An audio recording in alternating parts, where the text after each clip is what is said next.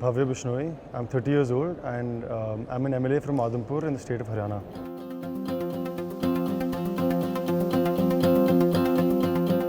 Well, my constituency is called Adhampur and arguably I would say that Adhampur is known perhaps the only constituency not only in India but in the world that has blessed my family for the last 55 years. We've been undefeated for the last 16 elections consecutively since 1968, and for which I'm extremely grateful to the people. And I invite people like you to come and and have a glimpse and have a sneak peek into what Adhampur has to offer. And I'd love for you to get involved in some of our work as well.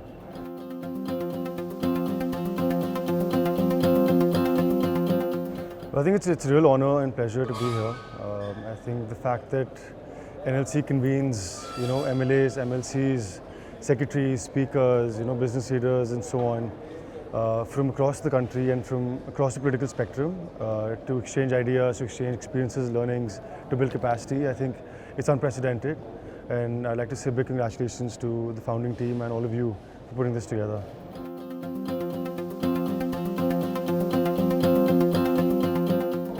The fact that I'm a young legislator and young representative, I think people have a lot of expectations from me.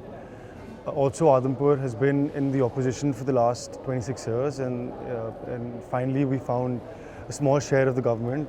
Since so the expectations have escalated for that reason.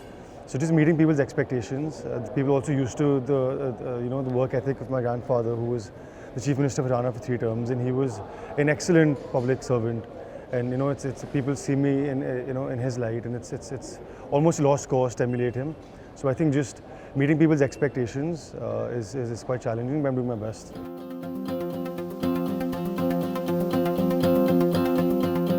So my first election was in 2019 when I ran for Member of Parliament from Hisar, also in Haryana.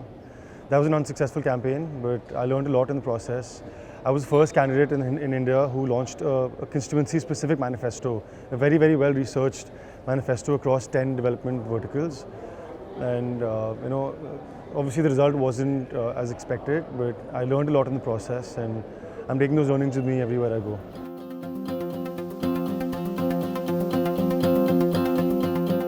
I think just as as a philosophy, I try and emulate different, but I think be inspired by or imbibe different aspects of different political leaders. I've read about political leaders, the likes of Abraham Lincoln, the likes of Mahatma Gandhi, the likes of Atal Bihari Vajpayee ji, and even Modi ji in the present age. So I look at different aspects of their political journey and their own personal integrity. It's hard to pin it down to one leader, but to answer your question a little briefly, I would say I look up to my father because I've observed him so closely. I know it's a very cliched answer, but I'm in awe of his, how honest he is, how hardworking he is, how compassionate he is, and the way he works with so much integrity and genuineness. I think I'm really in awe of him.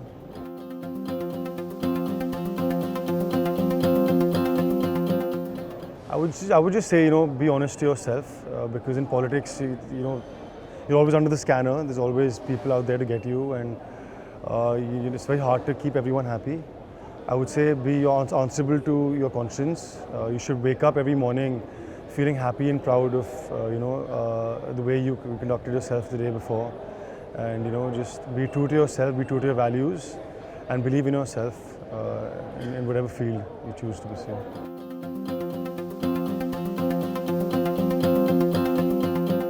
I think I'm very blessed to be a citizen of the world's largest democracy, a country in which 1.4 billion people can express themselves freely and can, aspire to live up to their true potential with the land of Dr. B.R. Ambedkar, who's written a constitution upon which our country rests. I think I have just 2 submissions or sort of hesitations when it comes to Indian democracy. One is, I just hope that, we follow the constitution both in letter and spirit, where very often doesn't manifest in spirit. And I think our democratic exercise should be not confined to just voting. One man, one vote is of course great, but I think it should be manifested every day of our lives, socially, economically and politically, in terms of opportunities that people get to live a fulfilling life.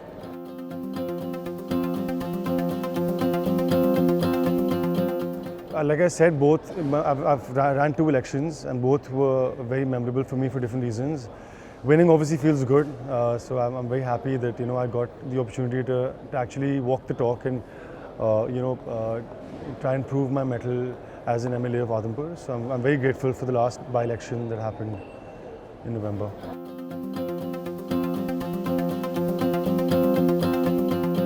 I think from an early age, I tried to set a high standard for myself. I was academically inclined. I was also actively involved in extracurricular activities, sports. I was student body president as well. So I think I owe that to my parents as well. They, helped my brother and I, my sister as well. They developed a very strong work ethic growing up. I was very disciplined. I set my priorities. I managed my time well.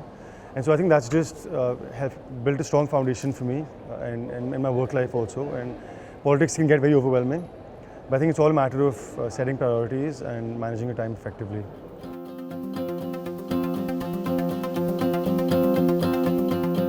My biggest strength, I would say, is that I'm really hardworking.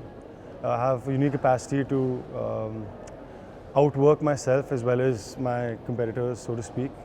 I don't tire very easily, and I'm very resilient, very persevering. And when I set out to do something, I just go all in. There's no half measures.